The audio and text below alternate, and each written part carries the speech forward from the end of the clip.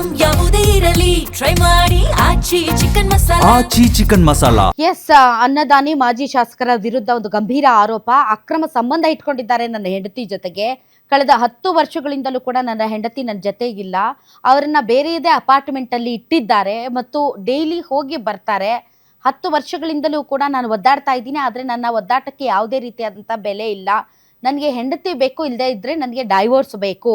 ಅಷ್ಟೇ ಅಲ್ಲ, ನನ್ನ ಹೆಂಡತಿಯನ್ನು ನನ್ನಿಂದ ಬೇರೆ ಮಾಡಿರುವಂತಹ ಏನು ಅನ್ನದಾನಿ ಇದ್ದಾರೆ ಮಾಜಿ ಶಾಸಕ, ಅವರ ವಿರುದ್ಧ ಕ್ರಮ ಆಗಬೇಕು ಅಂತ ಒಬ್ಬ ವ್ಯಕ್ತಿ ಗಮನ ಸೆಳೀತಾ ಇದ್ದಾರೆ. ಆತನ ಹೆಸರು ಪ್ರಸನ್ನ ಕುಮಾರ್.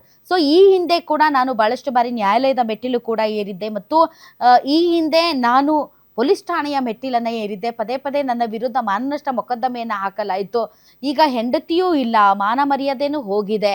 ಆದರೆ ನನ್ನ ನ್ಯಾಯ ಸಿಗ್ತಾ ಇಲ್ಲ. ದೊಡ್ಡವ್ರು ಏನು ಬೇಕಾದರೂ ಮಾಡಿಬಿಡ್ಬೋದಾ?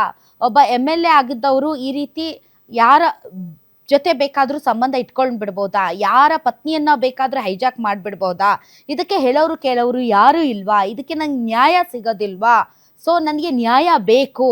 ಎಸ್, ಅಫ್ಕೋರ್ಸ್ ಡೈವೋರ್ಸ್ ಪಡಿಬಹುದು, ಬಟ್ ನನ್ನ ಹೆಂಡತಿಯನ್ನು ನನ್ನಿಂದ ದೂರ ಮಾಡಿದಂತಹ ಅನ್ನದಾನಿ ಮಾಜಿ ಶಾಸಕರು ಯಾರಿದ್ದಾರೆ ಅವ್ರ ವಿರುದ್ಧ ಏನು ಕ್ರಮ ಆಗುತ್ತೆ ಅನ್ನೋದ್ರ ಬಗ್ಗೆ ನನಗೆ ಕ್ಲಾರಿಟಿ ಬೇಕು ಅಂತ ಒದ್ದಾಡ್ತಾ ಇದ್ದಾರೆ ಈ ಮನುಷ್ಯ.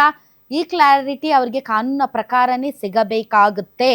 ಬಟ್ ಈ ವಿಚಾರದಲ್ಲಿ ಈಗಾಗಲೇ ಬಹಳಷ್ಟು ಮಾನನಷ್ಟ ಮೊಕದ್ದಮೆ ಹಾಕಿರುವಂತಹ ಅನ್ನದಾನಿ ಅವರು ಏನಾದರೂ ಮಾತಾಡ್ತಾರಾ? I don't know. ಯಾಕೆಂದ್ರೆ ಅವ್ರ ವಿರುದ್ಧ ಗಂಭೀರವಾದಂತಹ ಆರೋಪವನ್ನ ಈ ವ್ಯಕ್ತಿ ಮಾಡ್ತಾ ಇದ್ದಾರೆ ಮತ್ತು ಅದಕ್ಕೆ ಸಂಬಂಧಪಟ್ಟಂತೆ ಅವರು ಕಾರನ್ನು ನಿಲ್ಲಿಸೋದು ಅಪಾರ್ಟ್ಮೆಂಟ್ ಮುಂದೆ, ಅಥವಾ ಅವ್ರ ಕಾರ್ ಡೀಟೇಲ್ಸ್ ಅಥವಾ ಅವ್ರ ಕಾಲ್ ಡೀಟೇಲ್ಸ್, ಈ ರೀತಿಯ ಕೆಲವೊಂದು ಡಾಕ್ಯುಮೆಂಟೇಶನ್ಸ್ ಅನ್ನ ಇಟ್ಕೊಂಡು ಆತ ಮಾತಾಡ್ತಾ ಇರೋದ್ರಿಂದ ಇದಕ್ಕೆ ಅಂದಾನಿ ಅವರು ಏನು ಹೇಳ್ತಾರೆ ಅನ್ನೋ ಕುತೂಹಲ ನನಗಿದೆ. ಇನ್ಫ್ಯಾಕ್ಟ್ ನಾವು ಗ್ಯಾರಂಟಿ ನ್ಯೂಸ್ ಅವರು ಕೂಡ ಅವ್ರಿಗೆ ಪದೇ ಪದೇ ಕಾಲ್ ಮಾಡ್ತಾ ಇದ್ದೀವಿ ಈ ವಿಚಾರದಲ್ಲಿ ಅವ್ರಿಗೆ ಏನಾದರೂ ಹೇಳಕ್ಕೆ ಇದೆಯಾ ಅಂತ.